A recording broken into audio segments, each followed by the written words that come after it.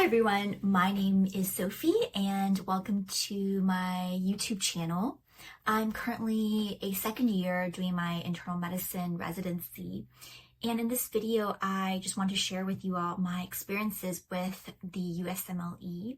I've taken step 1, 2, and 3 and just want to share my thoughts about what I've learned taking these exams and tips and tricks that I think may be helpful for you and could make studying for you a little bit easier. So let's get started. So with the first part, I want to just focus on general test taking strategies that I found really helpful. And the first one that a lot of people may not talk about, but that I found actually to be really important for me, at least, is the mindset that I'm in. And what I mean by that is I noticed that when I was studying for the step 1 exam, I was really stressed out. I focused a lot on my score and I just felt really stressed about the amount of information that I had to learn, why I was not getting a higher score on my practice exams. It just felt like a miserable experience. And from that experience, I felt like it really did not help with trying to get a higher score. And so for step 2 and step 3, I really tried to adjust my mindset. And rather than just focusing on the score, I tried to make the studying experience more enjoyable.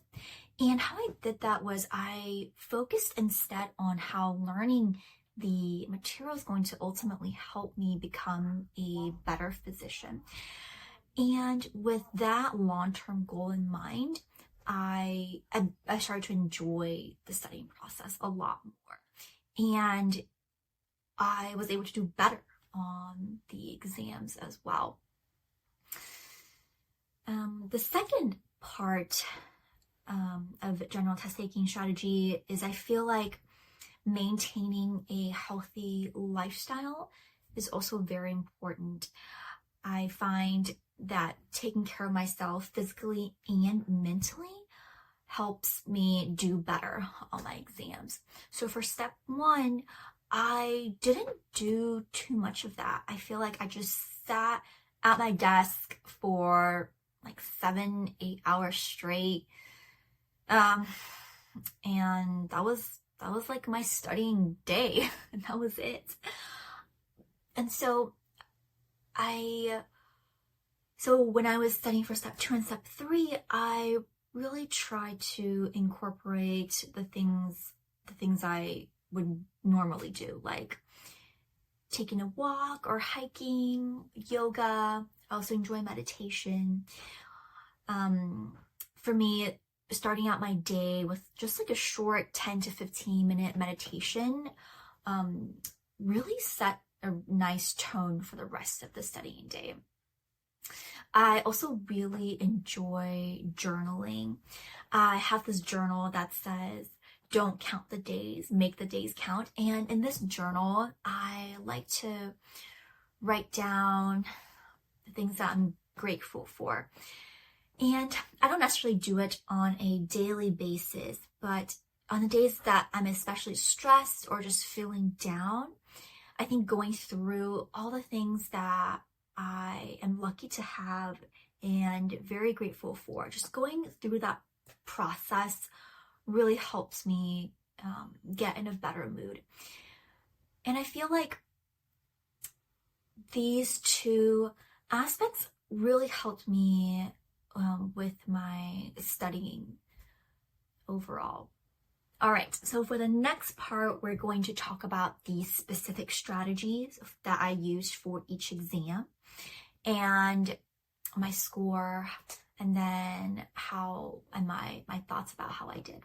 So for step 1, I found that studying during the first 2 years of medical school with the dedicated Step 1 resources was super helpful when it got to last 8 weeks right before the Step 1 exam. The reason is that there's so much information to know for the Step 1 exam that it's nearly impossible to save it up for the dedicated Step 1 period. And so it's really important to study for Step 1 as you're going through the medical school curriculum. And the resources that I found really helpful were First Aid Step 1, Sketchy, Pathoma, as well as Boards and Beyond. I also really liked Anki. It's a flashcard system where it resurfaces cards based on how well you know the information. It's basically a more sophisticated flashcard system than the other ones that you may have used before.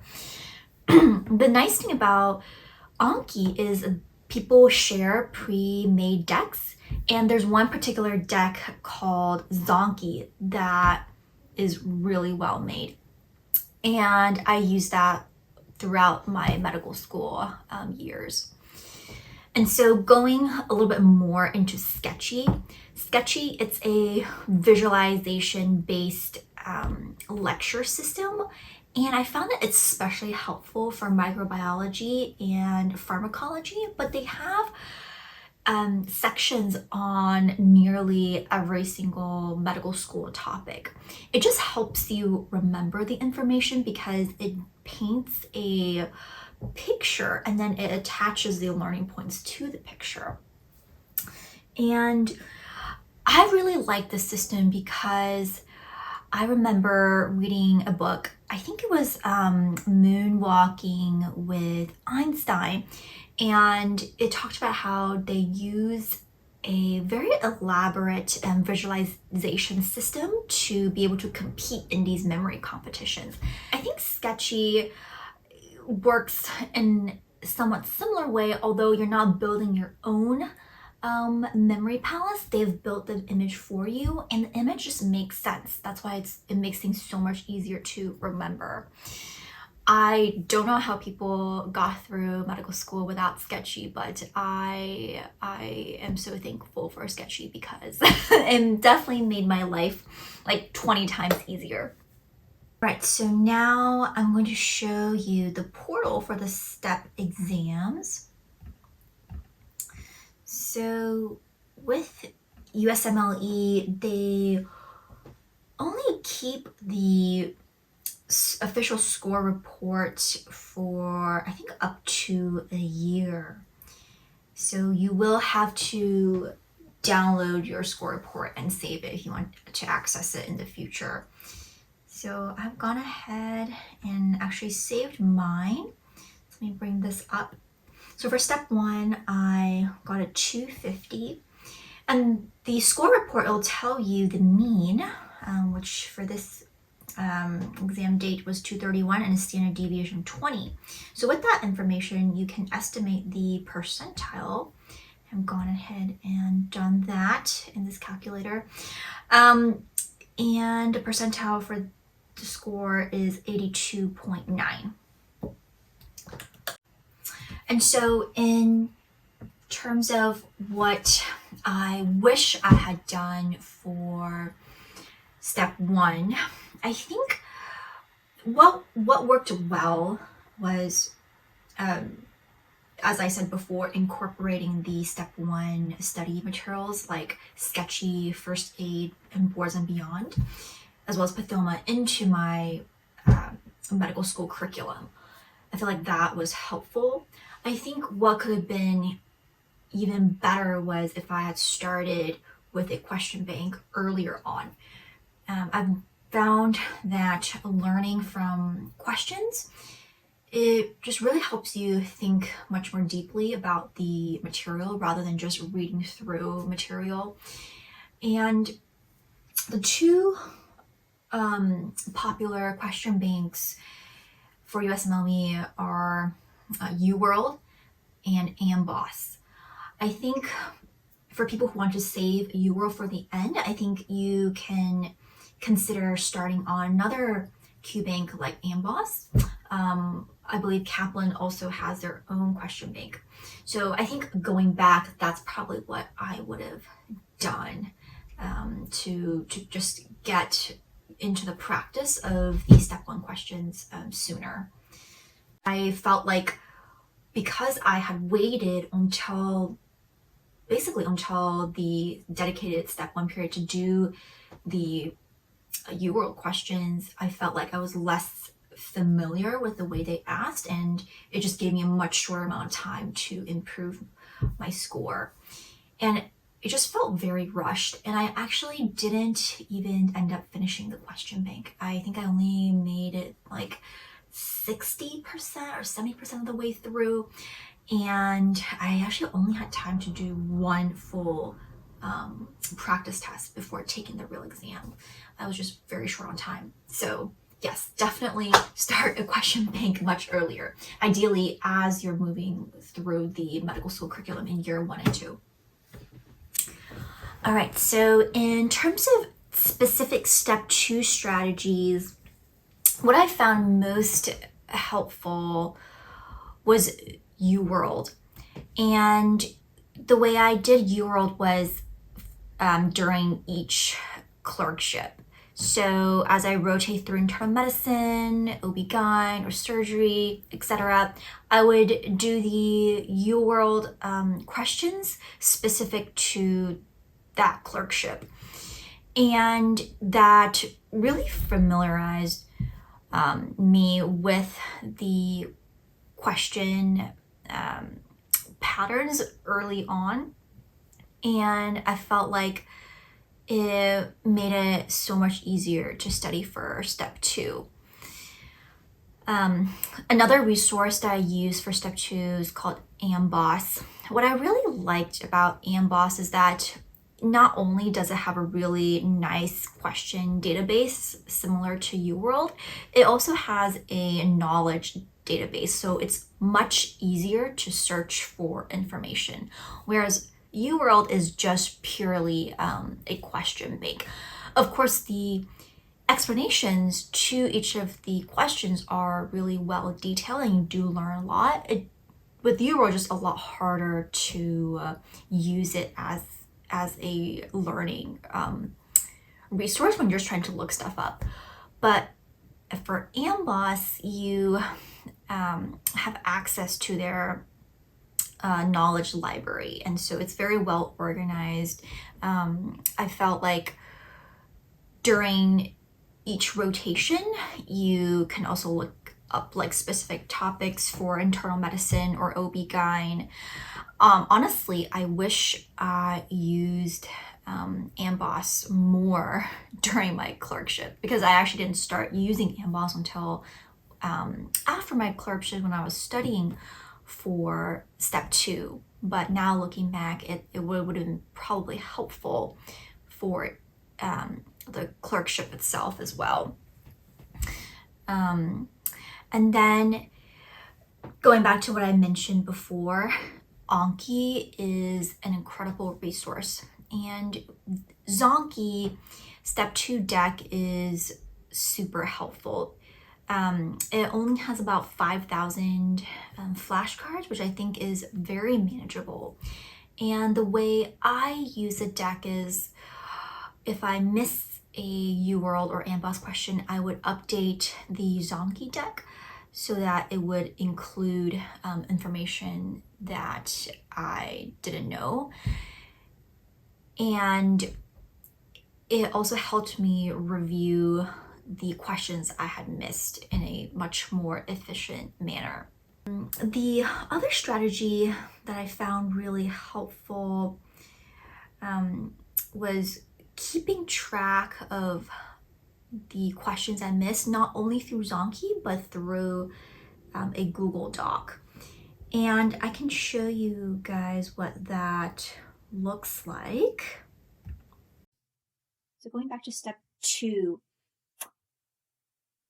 for each UWorld question, that I missed, I made sure to not only take notes, but also reflect on why I missed the question and the various learning points from it. And so this is one example.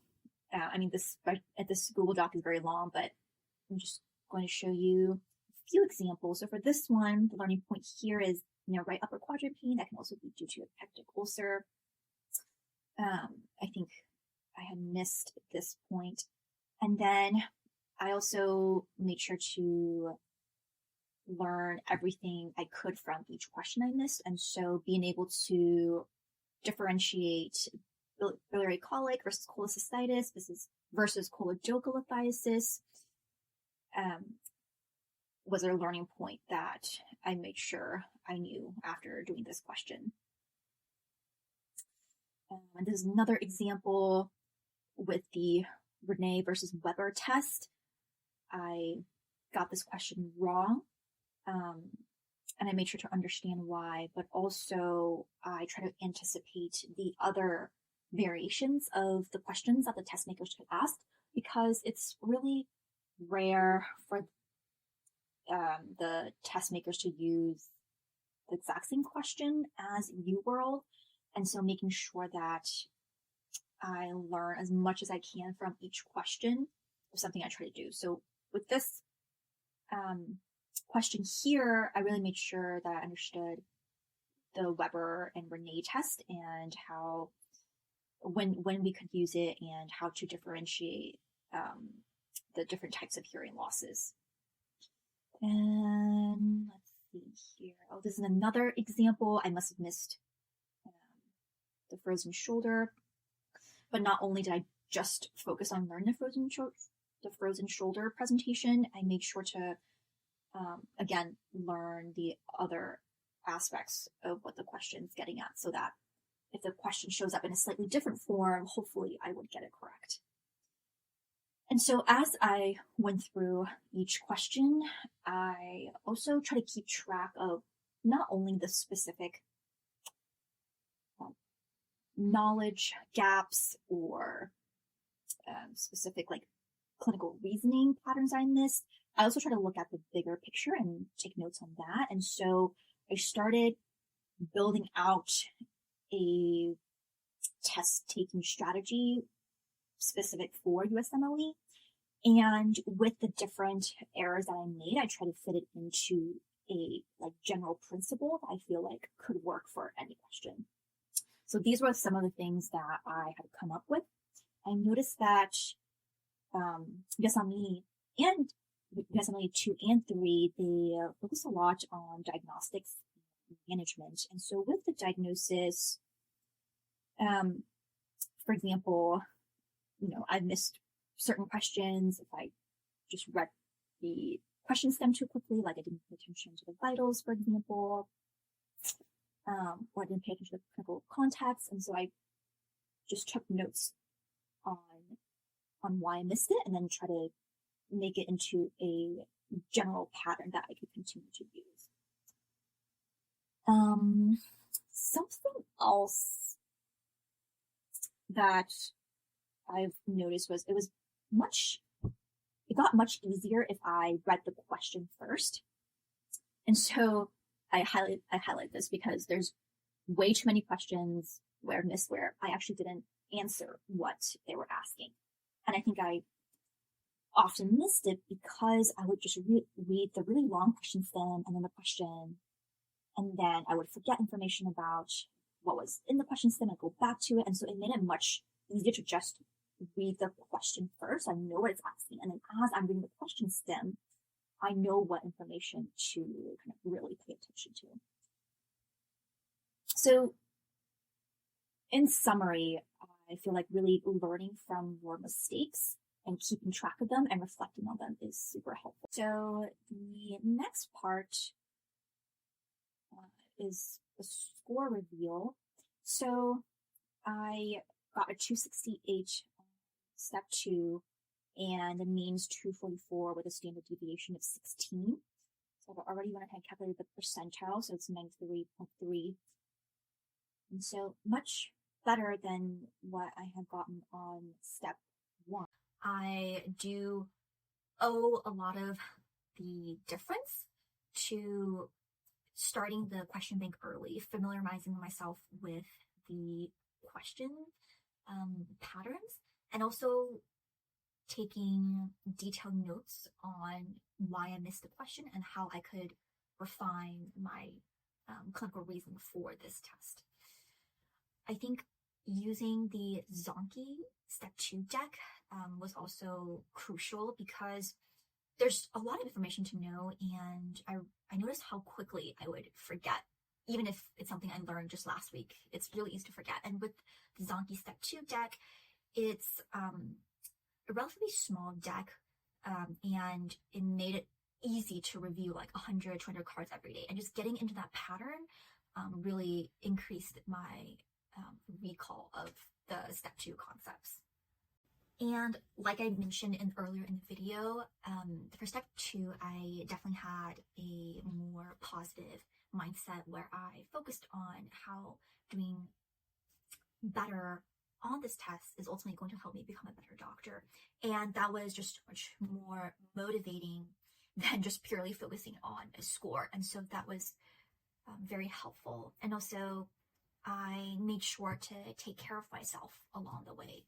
And yeah, I was happy. Last but not least, for Step 3,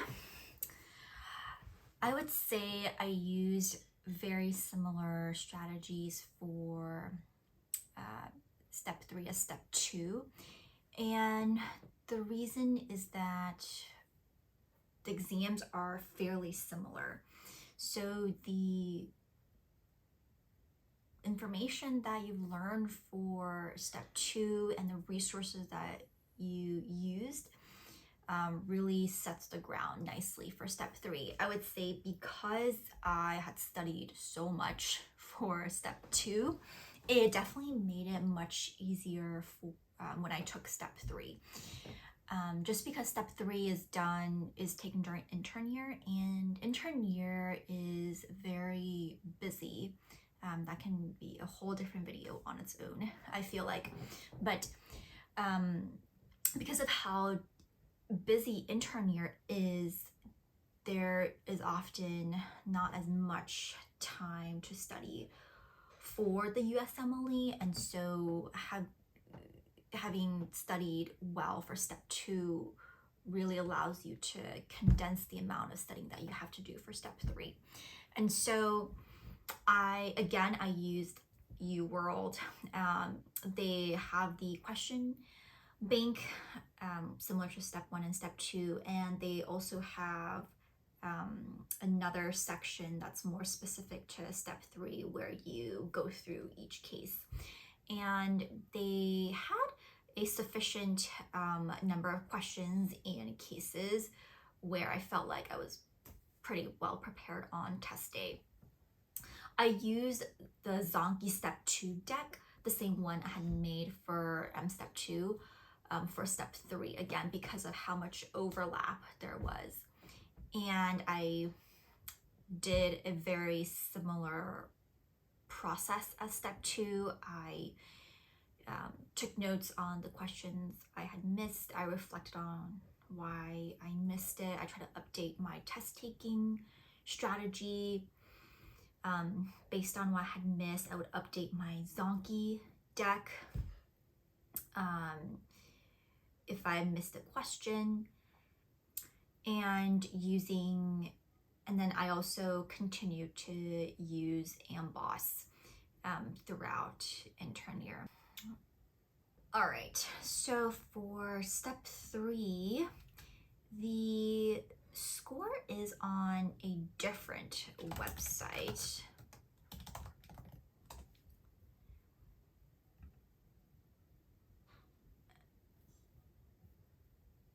And this is what the portal looks like.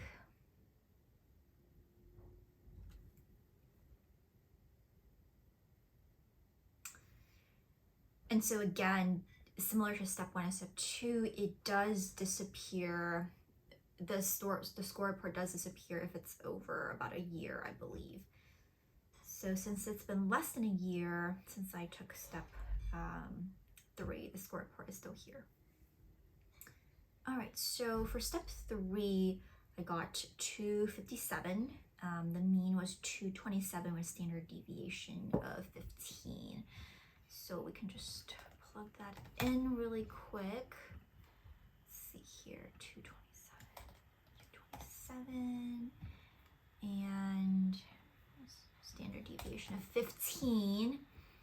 So that gives percentile of 97.7. Okay, so I was also very happy with this score. And again, like I said before, definitely preparing well for step 2 really helped preparation for step 3. I did take, I did use one of my 2-week vacation block to study for step 3. I think that was helpful just because of how limited the studying time was throughout intern year. Having like a dedicated 2-week block to really consolidate the information was helpful. All right, so that concludes this video. I hope you found it helpful, and I hope that this has made your studying a little bit easier, and I wish you all the best. Take care.